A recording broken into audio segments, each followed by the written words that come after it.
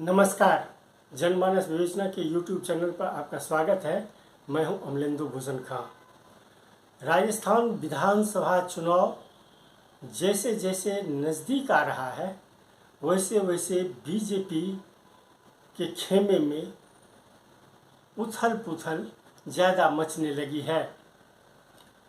Vasundhara Raje, CP Joshi, Rajendra Rathore, Gajendra Singh Shekhawat और अर्जुन राम मेघवाल, ये छत्रप जो हैं, इनके समर्थकों, इनके कार्यकर्ताओं के अलग अलग सुर आलाप निकलने लगे हैं। आज अर्जुन राम मेघवाल पर भ्रष्टाचार, करप्शन और तमाम तरह के आरोप लगाने वाले केस कैलाश मेघवाल को पार्टी से निकाल दिया गया। एक सबक उसमें मैंने हमारे कानून मंत्री अर्जुन राम जी मेघवाल को गंभीर आरोप लगाया था कि ये भ्रष्ट है और इनको मंत्रिमंडल से हटाया जाना चाहिए। इस आरोप के बाद मुझे नोटिस किया गया अनुशासनात्मक कार्रवाई करने का। मुझे वो नोटिस 4 सितंबर को मिला और मैंने कुछ सामग्री एकत्रित करने में टाइम लिया और कल मैंने उसमें भी कहा था कि प्रधानमंत्री जी को भी लिखूंगा इसके बारे में। तो कल मैंने प्रधानमंत्री जी को अपनी तरफ से उत्तर भी भेज दिया और यहाँ के प्रदेश अध्यक्ष जी को उत्तर भेज दिया। उससे मैंने 7 आरोप उसको लगाए।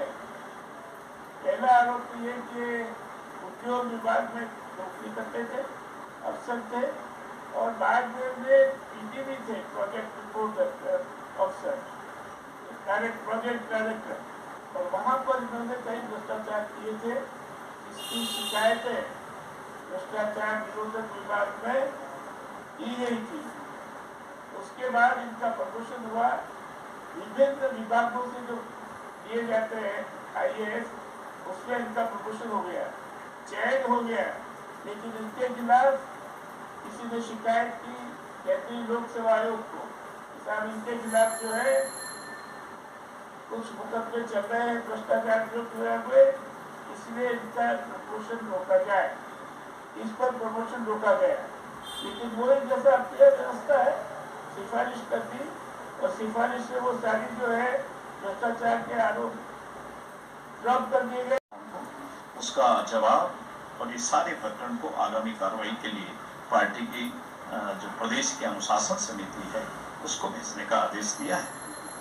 उन्होंने जो पार्टी की बात को पार्टी के संविधान के विपरीत जाकर के और जिस तरीके से जहाँ बात की, जो उसमें निषेध है और इसलिए वो अनुशासनहीनता की परिभाषा में आता है। कैलाश मेघवाल ने अर्जुन राम मेघवाल, जो कि केंद्रीय मंत्री हैं, कानून मंत्री हैं, उन पर भ्रष्टाचार के गंभीर आरोप लगाए थे और उस मामले को लेकर के प्रधानमंत्री नरेंद्र मोदी तक को उन्होंने पत्र लिखा था। इसके बाद कैलाश मेघवाल को पार्टी ने नोटिस जारी किया, शो कॉज नोटिस जारी किया और उस शो कॉज नोटिस का जवाब देने के बाद ये कैलाश मेघवाल को आज पार्टी से निलंबित कर दिया गया। कैलाश मेघवाल वसुंधरा राजे सिंधिया के समर्थक माने जाते हैं, विधायक भी हैं। इस तरह से आप देखिए, जो वसुंधरा राजे समर्थक हैं उनके खिलाफ किस तरह से कार्रवाई की जा रही है। वसुंधरा राजे सिंधिया को दरकिनार करके पार्टी यह चाहती है कि विधानसभा जीते, तो ये शायद संभव नामुमकिन है। अर्जुन राम मेघवाल को जैसे ही राजस्थान चुनाव प्रभारी बनाया गया वैसे ही पार्टी में विद्रोह होना शुरू हो गया। पार्टी में ये मांग की जा रही थी, खास करके वसुंधरा राजे समर्थकों की, जो वसुंधरा राजे सिंधिया को मुख्यमंत्री का उम्मीदवार घोषित किया जाए। सीपी जोशी ये पुराना कांग्रेसी है, मेरे इस पत्र को आप पढ़ लेना, आपको सब विस्तार से मिल जाएगा। इस दौरान मेघवाल ने खुद को चुन कर बाहर किया गया, उनका महत्व कम किया गया और ऊपर से जाकर नीचे तक। मैं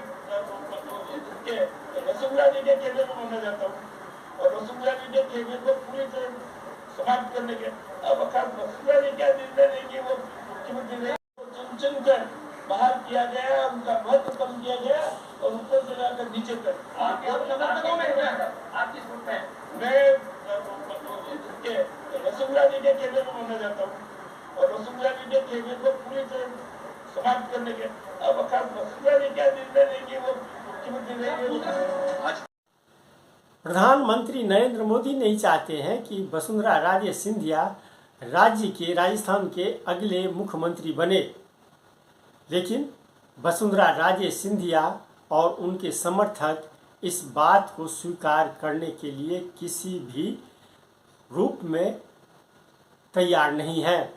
वो कहते हैं जो भी कुर्बानी देनी होगी दे देंगे, लेकिन वसुंधरा राजे सिंधिया के बदले में अगर किसी और को मुख्यमंत्री बनाने की कोशिश की गई तो इसके गंभीर परिणाम सामने आएंगे और पार्टी किसी भी हालत में जीत नहीं सकती है। राजस्थान में वसुंधरा राजे सिंधिया एक मजबूत किला माना जाता है। अगर अशोक गहलोत को कोई टक्कर दे सकता है या टक्कर दे सकती है तो वो वसुंधरा राजे सिंधिया ही है। 2018 तक वसुंधरा राजे सिंधिया राज्य की मुख्यमंत्री रही हैं और उनके ही नेतृत्व में पिछले चुनाव भी लड़े गए थे, लेकिन राजस्थान में एक परिपाटी है कि 5 साल के बाद तख्ता पलट कर दिया जाता है, जनता तख्ता पलट कर देती है और उसी के तहत वो तख्ता पलट हुआ और कांग्रेस की सरकार बन गई। इतना ही नहीं, बीजेपी ही नहीं, कांग्रेस में भी वसुंधरा राजे सिंधिया की गहरी पैठ है। अशोक गहलोत खुलेआम कह चुके हैं कि उनकी सरकार वसुंधरा राजे सिंधिया के आशीर्वाद से ही चल रही है। वसुंधरा राजे सिंधिया अप्रत्यक्ष रूप से अशोक गहलोत सरकार को अपना समर्थन दे रही है। नहीं तो जिस तरह से सचिन पायलट और अशोक गहलोत के बीच में तल्खी हुई थी और वो विधायक के साथ सचिन पायलट बीजेपी में शामिल होने वाले थे, उस पे वसुंधरा राजे सिंधिया ने ही ब्रेक लगाया था। वसुंधरा राजे सिंधिया बहुत ही गंभीर और सुलझी हुई नेता मानी जाती है बीजेपी में, लेकिन प्रधानमंत्री नरेंद्र मोदी और अमित शाह वसुंधरा राजे सिंधिया को किसी भी तौर पे स्वीकार कर मुख्यमंत्री बनाने के लिए तैयार नहीं है। अगर अब ये माना जा रहा है कि वसुंधरा राजे सिंधिया भी बीजेपी या ये कहे ऑपरेशन नरेंद्र मोदी राजस्थान में शुरू करने जा रही है तो कोई अतिशयोक्ति नहीं होगी। अभी तक बीजेपी ने जितने भी कमेटी बनाई है, चाहे वो चुनाव प्रचार समिति हो या फिर कि ये मैनिफेस्टो कमेटी हो, तो उसमें वसुंधरा राजे सिंधिया को किसी भी समिति का अध्यक्ष नहीं बनाया गया है। एक मेंबर के रूप में उन्हें शामिल जरूर किया गया है, लेकिन अध्यक्ष नहीं बनाया गया है। इसके कारण उनके समर्थकों में भारी रोष है। आज कैलाश मेघवाल को पार्टी से निकालने के पीछे यही माना जाता है। कैलाश मेघवाल खुलेआम कहते हैं जो मैं वसुंधरा राजे समर्थक था, इसीलिए मुझे पार्टी से निकाल दिया गया। अब देखना यह होगा कि ये तल्खी जो है बीजेपी के अंदर में, ये सीपी जोशी और राजेंद्र राठौर, गजेंद्र सिंह शेखावत जो गुट है, ये किस रूप में बीजेपी को बचा सकती है।